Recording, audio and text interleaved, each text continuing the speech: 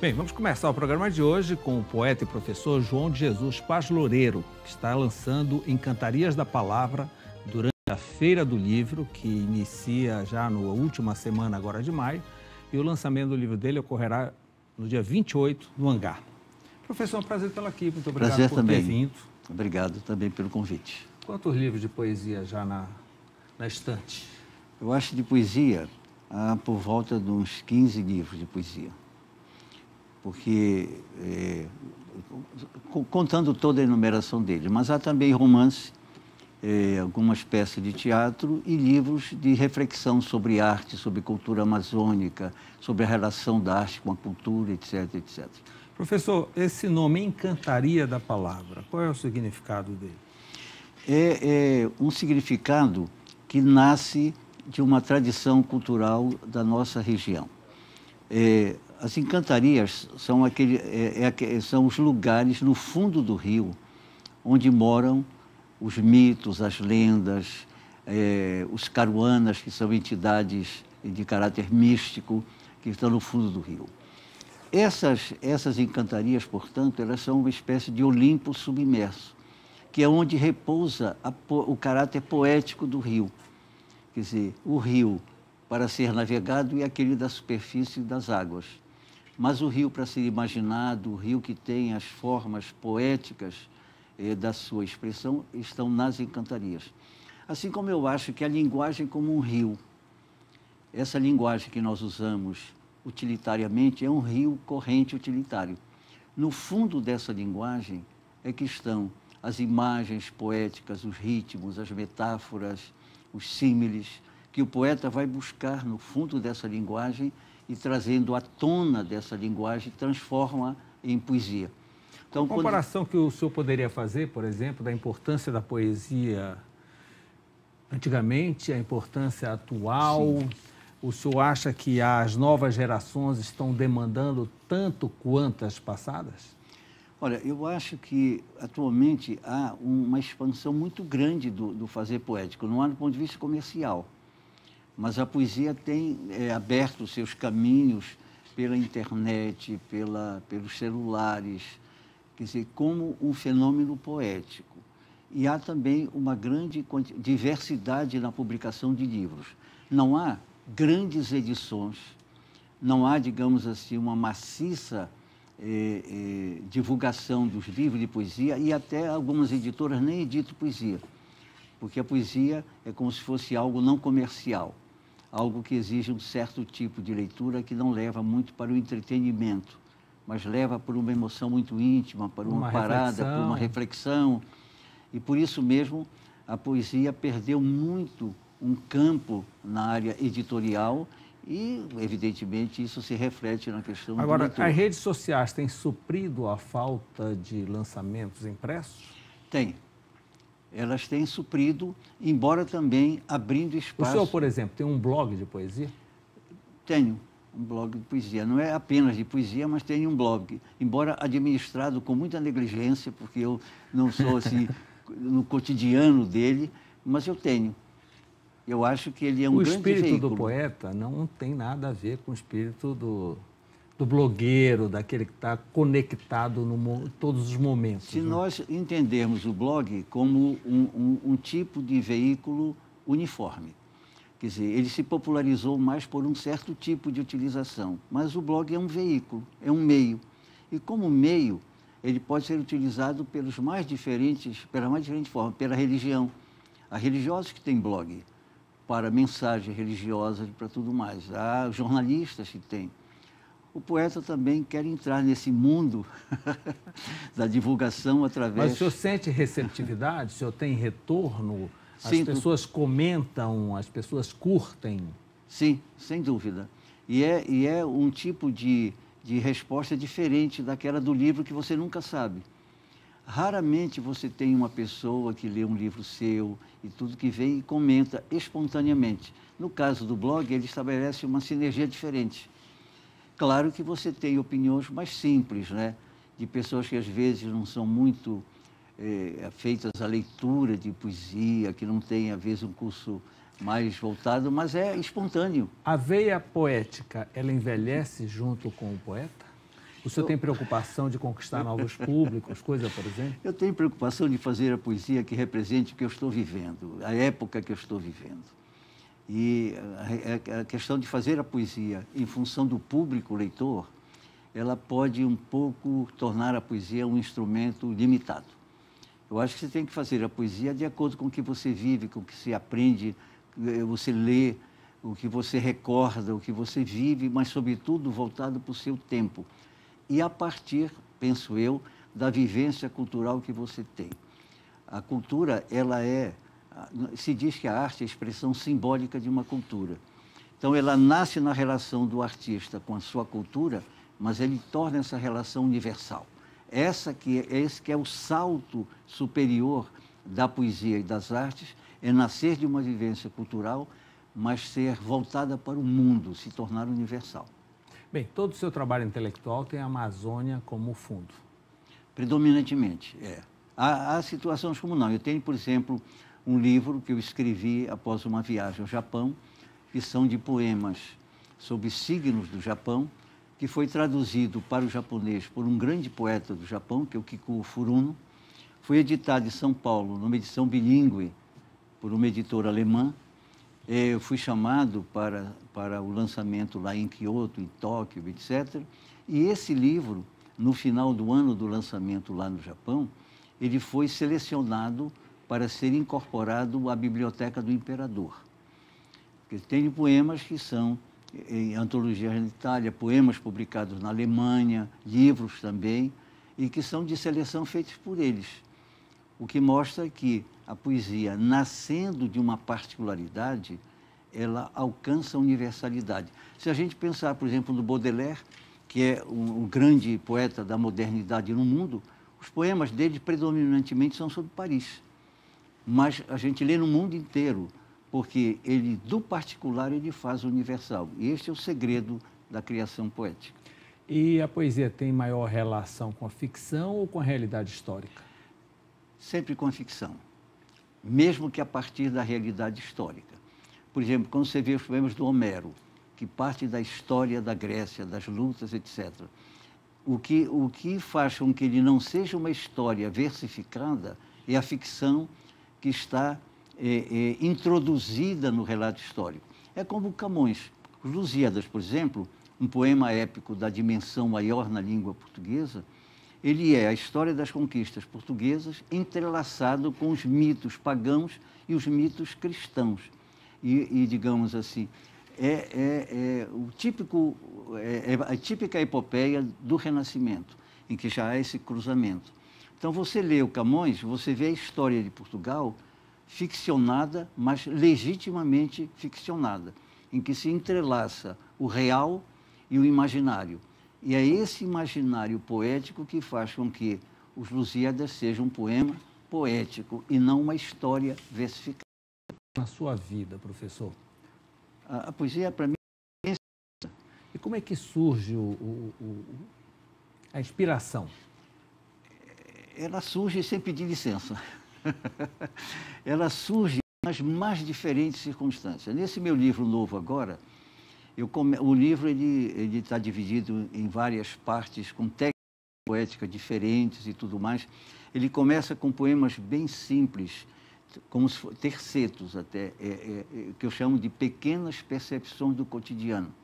E ele termina com um poema litúrgico, que é uma via sacra, a via sacra do ser, em que eu sigo a estrutura litúrgica da via sacra, mas não é uma discussão religiosa, é uma discussão existencial, em que Cristo, na condição de homem, reflete no conflito com ser Deus também. Pois bem, esses poemas iniciais, a maioria deles é sobre a Batista Campos.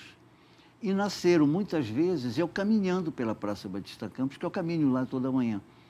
Então, às vezes, eu vi quando o celular me ajuda, porque um poema que vem de repente, ou um verso, eu gravo.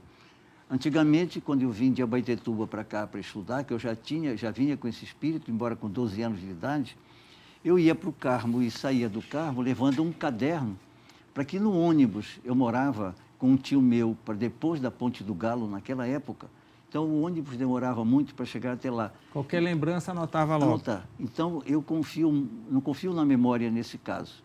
Mas eu sempre achei que o poeta deveria viver poeticamente a sua realidade.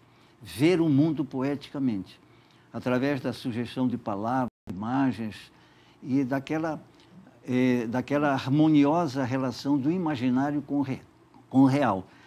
O segredo da cultura amazônica, que eu digo na minha tese de doutorado, que é uma poética do imaginário. Essa que é a característica da literatura amazônica, porque a gente convive com o imaginário no cotidiano, não tanto em Belém. Mas eu, nascido numa cultura ribeirinha, que é a cidade de Abaetetuba, convivíamos com o imaginário no cotidiano. Isso ficou marcado para mim. Então, a poesia é algo do imaginário que convive com o real do poeta. O vocabulário do poeta também evolui, também se adequa à realidade do momento? Ele Sim. se atém a um vocabulário próprio? Como é que funciona? Não, ele tem que evoluir. A poesia, ela tem uma avidez pelo novo. E o encanto da palavra é a incorporação dela pelo seu ritmo, pela sua expressão ao longo de um verso. É quando o poeta tira a palavra do caráter utilitário e o transforma num fato poético da linguagem. É o que eu chamo, é a encantaria da palavra que ele vai desvelar ao pegar a linguagem do dicionário, a linguagem que todos nós usamos no cotidiano. Ninguém inventa uma palavra nova, mas transfigura essa palavra nova numa expressão de emoção e de encanto. O senhor é professor universitário. Qual é a relação que o senhor faz entre o ensino e a poesia? Maravilhosa. Eu primeiro me formei como advogado, quando eu vim de bacharel em Direito, quando eu vim de Abaetetuba para cá. Mas eu comecei a lecionar desde o segundo ano de Direito, lecionar literatura. E depois eu fiz o curso de letras, fiz vestibular de novo, porque eu precisava do curso de letras para poder continuar lecionando e fazer carreira no magistério. Mas porque eu passei do direito para a literatura, para a poesia. E porque o magistério, para mim, foi esse ritual de passagem. É porque, na advocacia, quanto mais eu me aprofundasse nas leis e tudo, mais eu me afastaria da literatura e da poesia. E o Drummond já disse que os lírios não nascem da lei. Então, no magistério, não. Quanto mais eu preparo minhas aulas, quanto mais eu tenho convivência com a juventude, com alunas, alunos, aquilo me fertiliza poeticamente, porque tanto no preparar as aulas como no elaborar poeticamente um poema, estou dentro do mesmo campo vivencial. Quer dizer, estou me autoalimentando e há uma atualização. Trabalho. O senhor falou agora nessa atualização com os jovens alunos, essa linguagem usada na internet, de alguma forma interfere ou lhe dá uma criatividade que possa, inclusive, usá-las? Nem tanto, porque eu não tenho uma convivência tanto com ela e tenho alguma restrição para certo tipo de linguagem que é usada, sobretudo pelos celulares, em que você abdica daquilo que a língua tem de beleza, de correção, de rigor, em proveito de abreviar a expressão e abandonar aquilo que faz da expressão uma dimensão maior. Professor, esse mesmo sentimento que o senhor tem, eu já ouvi vários poetas falando a respeito disso, e até meio indignados com o uso incorreto da linguagem durante a internet. Mas isso, de qualquer maneira, afasta um pouco a poesia desse público novo, o senhor não acha? Depende, se a escola souber trabalhar com a poesia e com a literatura. O que eu acho é que o sistema de ensino veio perdendo um pouco a maneira de tratar a poesia e a literatura na sala de aula de uma forma que eleve a visão do aluno e abra uma perspectiva para ele, procurando muitas vezes os professores para estabelecer uma falsa familiaridade com os alunos e uma falsa motivação, usarem determinado tipo de expressão ou de situação não poética como se fosse poética. Como, por exemplo, a própria letra de música, que muitas vezes é usada em sala de aula como sendo um poema, a letra de música não é um poema. A letra de música é poética, mas o que complementa artisticamente a letra de música é a melodia. Ela não tem autonomia que um poema tem e precisa ter. Que dá, inclusive a melodia dá até certas liberdades o que é ótimo. Que a poesia não permite por uso incorreto da palavra. Também, e também pelo uso da autoexpressão que a poesia precisa ter. Ela tem uma autoexpressão através do seu ritmo, do tipo de linguagem e da reflexão. Nem todo autor musical é poeta e vice-versa, né? Nem todo. É que isso fique bem claro. E muitas vezes, musicar um poema fica artificial. Falseia o poema. Porque um poema tem a sua regra própria, tem um ritmo o seu andamento, próprio, inclusive, o seu ritmo de ser próprio. Dito. Né? Às vezes, ok, pode. Não é dizer que é uma questão absolutizada. Ou seja, você tem compositores cuja letra ela tem uma independência também. Como você tem poetas cujos poemas foram musicados também. Mas o que eu quero dizer é que, na norma, são duas coisas distintas. E quando eu uso uma letra de música para o meu aluno, dizendo que é um poema, eu estou dando uma falsa relação dele com a literatura. O senhor já disse para nós que veio de Abaetetuba para Belém por volta dos 12 anos. Quando nasceu o poeta? Foi lá ou aqui? Lá, porque o meu pai, ele, antes de nós dormirmos, e a luz... Ele contava história? E a luz na cidade era muito fraca e tudo, ele lia para nós. Ele lia poemas que tivessem um enredo, Ijucapirama, Navio Negreiro, que tivesse uma historinha, ou capítulos de livros. A minha mãe sabia muitos poemas decorados, era uma pessoa muito simples, mas gostava de decorar poesia. E dentro desse ambiente, eu fui me alimentando. Eu gostava muito de ler desde o começo, e na escola e tudo mais. O meu primeiro poema foi feito ainda em Abaetetuba, antes de vir para cá, para Belém. Era um concurso nacional de uma revista denominada Estrela. Era uma revista do Rio de Janeiro, mas tinha uma distribuição grande. O concurso era sobre o Dia das Mães.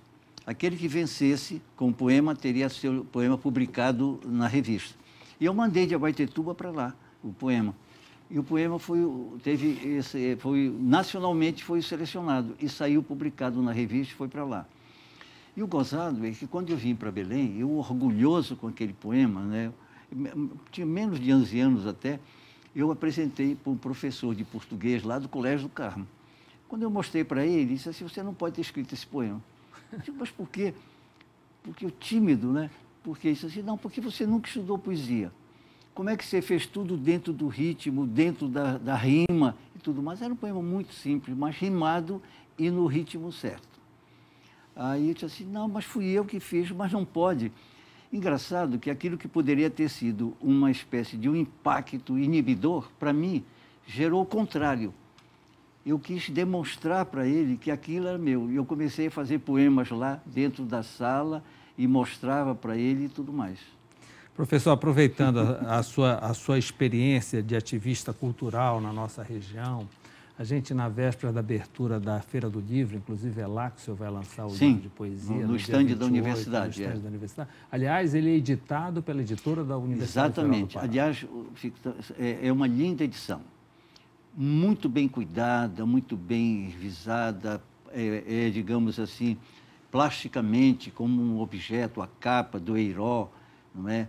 O texto interno, muito bem... Então, é uma obra de arte. É uma obra de arte e que eu agradeço à equipe de lá, capitaneada pela Simone, pelo cuidado e pelo carinho que tiveram com a edição do livro. Então, professor, toda essa sua experiência como ativista cultural, como é que o senhor está vendo nos dias de hoje, nos dias de crise, em que as verbas são cortadas e, naturalmente, a da cultura é uma das primeiras a serem cortadas? Como o senhor está vendo o desenvolvimento da cultura do Pará, a divulgação, o preparo e o cuidado que a cultura requer? Sim, eu vejo com muita tristeza tudo isso. Até porque o corte de verbas na área da cultura entre nós vem ocorrendo muito antes dessas crises que agora são desculpa honrosa para esse tipo de corte. Eu acho que nós não temos um projeto cultural, né? Nós temos coisas que acontecem esparsamente. Você não vê que o artista da terra ou da cidade seja aquele que tem a estima, a consideração e a promoção do seu trabalho e a prioridade na revelação do seu talento. Você tem muitas vezes coisas que são trazidas para cá a preço muito alto para que sejam vistas, coisas que são muito normais para o empresário, digamos, nessa área cultural fazer. Eu acho que a obrigação do Estado não é essa. Eu acho que a obrigação do Estado é ter um projeto cultural de continuidade, de aperfeiçoamento, a partir dos seus artistas e a partir da criatividade deles e da produção artística existente na terra. E não tratar, digamos, de uma forma, de um modo uniforme, tanto o profissional quanto o amador, no que diz respeito a taxas de teatro, a reservas de pauta, ao custo de produção e de tudo mais. E deixar relegado a um plano absolutamente secundário manifestações culturais que deveriam ser o orgulho da terra, como, por exemplo, o Pássaro Junino, que é o mais importante teatro popular. Que ele já está desaparecendo por falta de incentivo. Até que ele resiste. Ele é um exemplo de resistência da cultura popular, mas com muita dificuldade e não podendo se revelar no palco com a grandeza e o talento dos seus criadores e organizadores. Tem que ser tudo minimizado para poder se apresentar. Porque como eles trazem essa manifestação na alma, eles fazem dessa alma tudo para poder. E do seu pequenino salário, vão comprando as roupas, os ensaios são feitos nas casas dos guardiões, e, enfim, você não tem aquilo que era de se esperar, transformar o Pássaro Junino numa espécie de admiração nacional, porque é o único teatro popular com a complexidade cênica, complexidade psicológica, complexidade de personagens, de vestuário, de enredo, que você tem no Brasil. É o mais importante. E criado por pessoas do povo, porque você não tem no Pássaro Junino uma criação advinda de universidades ou de escolas, não. Ele foi criado por pessoas da população. E como pessoas da população... Desde o seu enredo, desde a sua história. De tudo. E ele é uma espécie de síntese da formação étnica, da formação social da Amazônia, nos personagens que estão ali colocados. Tem a sua poesia própria, a sua música própria, etc. No entanto, ele luta desesperadamente, como se sendo um pássaro, ele não tivesse um palco de pousar.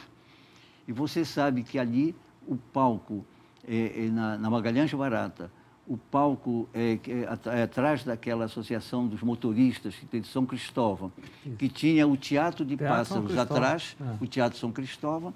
Esse teatro está arruinado. Já houve oportunidade de verbas federais para serem conjugadas com verbas do Estado para restaurar aquele prédio, aquele palco da arte do pássaro, e isso nunca foi feito. Numa época em que passou-se a considerar também como bem cultural, a ser, digamos, registrado pela sua importância, os chamados bens imateriais. E o pássaro é um bem imaterial. E esse teatro de pássaros, que foi alegado nas avaliações feitas pelos profissionais, que era um teatro que não tinha características arquitetônicas que merecesse tombamento, que merecesse ser restaurado, etc., etc., é um equívoco brutal, porque a restauração do Teatro de Pássaros não é pela arquitetura dele, mas é pelo bem imaterial de abrigar o Pássaro Junino lá dentro. Então, quer dizer, é um contrassenso.